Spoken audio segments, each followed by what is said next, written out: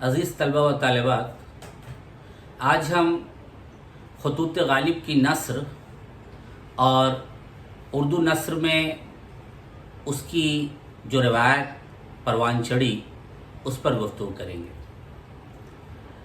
غالب کے اردو خطوط کے بارے میں بعض باتیں مولانا محمد حسین آزاد اور حال ہی کے زمانے سے عام ہو گئی ہیں۔ وہ باتیں صحیح تو ہیں، لیکن ان سے غالب کے خطوط کا پورا حال معلوم نہیں ہوتا۔ یہ بات اس لیے بھی ضروری ہے کیونکہ مولانا محمد حسین آزاد اور حال ہی کی دسترس میں غالب کے جو خطوط تھے، آج ان کے مقابلے میں بہت زیادہ تعداد میں ہماری دسترس میں غالب کے خطوط ہیں۔ لہٰذا آج ہماری رائے 100 یا 125 برس پہلے غالب کے خطوط کے متعلق جو رائے تھی اس سے تھوڑی مختلف ہونی ہی چاہیے۔ دوسری بات یہ کہ ہر نسل اور ہر زمانہ فن پارے، ادبی فن پارے کی تفہیم اور اس کے معنوی امکانات پر نئے سرے سے غور کرتا ہے اور اپنے اعتبار سے اس کی تفہیم کرتا ہے۔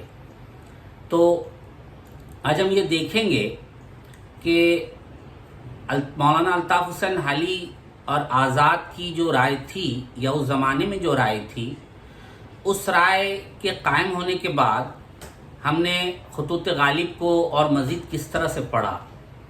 مثلا غالب کے خطوط کے بارے میں یہ بات عام ہے کہ غالب کی جو خطوط ہے اس کی نثر بہت ہی سادہ اور سلیس ہے اور بہت ہی عام فہم ہے۔ یہ بات درست تو ہے لیکن پوری درست نہیں ہے۔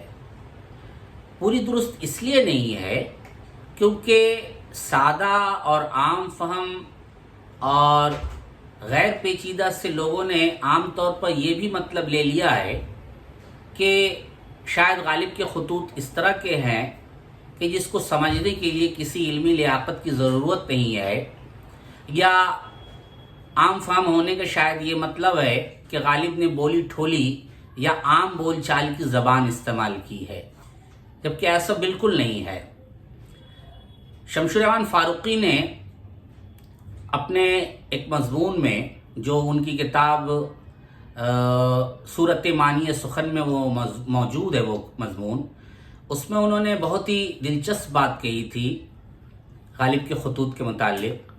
غالب کے خطوط کے متعلق فاروقی صاحب نے لکھا ہے کہ غالب کے خطوط میں ہمیں اشرافیہ طبقے کے ایک نہایت ہی اعلیٰ مرتبت اور بہت ہی پڑھے لکھے انسان کی گفتگو کا لطف ملتا ہے۔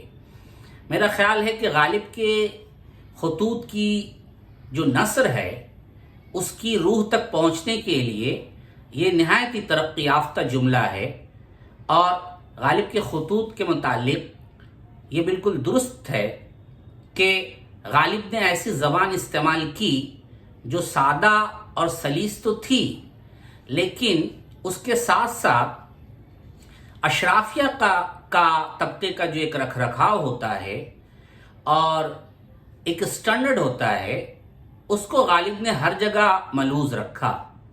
اور اس کی مثال کے لیے میں 2-3 جگہ آپ کو بتاؤں گا کہ ایک دفعہ غالب نے تفتہ کو لکھا کہ آپ یہ لفظ مت استعمال کیجئے۔ تفتہ نے جواب میں ایک شعر لکھ کر بھیجا، اور وہ شعر جو ہے جلال اسیر کا شعر تھا استدلال کے طور پر۔ اب جلال اسیر کا شعر جب استدلال کے طور پر تفتہ نے بھیجا تو غالب نے جو جواب میں ان کو خط لکھا، اس خط کی زبان دیکھیے۔ کیا یہ اس طرح کی سادہ زبان ہے جس کو ہم عام بولی ٹھولی کی زبان کہیں یا عام بول چال کی زبان کہیں گے؟ غالب نے لکھا تفتہ کے جواب میں کہ جلال اسیر مختار ہیں، ان کا کلام سند ہے۔ جلال اسیر مختار ہیں، ان کا کلام سند ہے۔ میری کیا مجال کہ ان کے باندھے ہوئے لفظ کو غلط کہوں، لیکن تعجب ہے اور بہت تعجب ہے کہ امیر زادہ ایران ایسا لفظ لکھے۔ اسی کے ساتھ ساتھ ایک اور خط میں وہ ملا حزی کے بارے میں لکھتے ہیں تفتہ کوئی کہ حزی تو آدمی تھا، یہ مصرع اگر جبریل کا ہو تو اس کو سند نہ جانو اور اس کی پیروی نہ کرو۔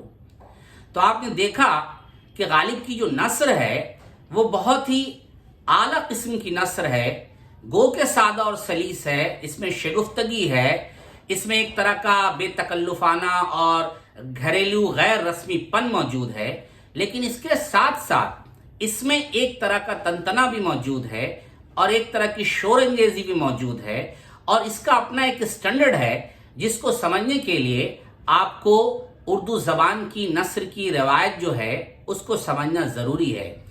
غالب کی نثر سادہ ضرور ہے لیکن بہت سٹینڈرڈ کی نثر ہے، اشرافیہ کی نثر ہے۔ شکریہ۔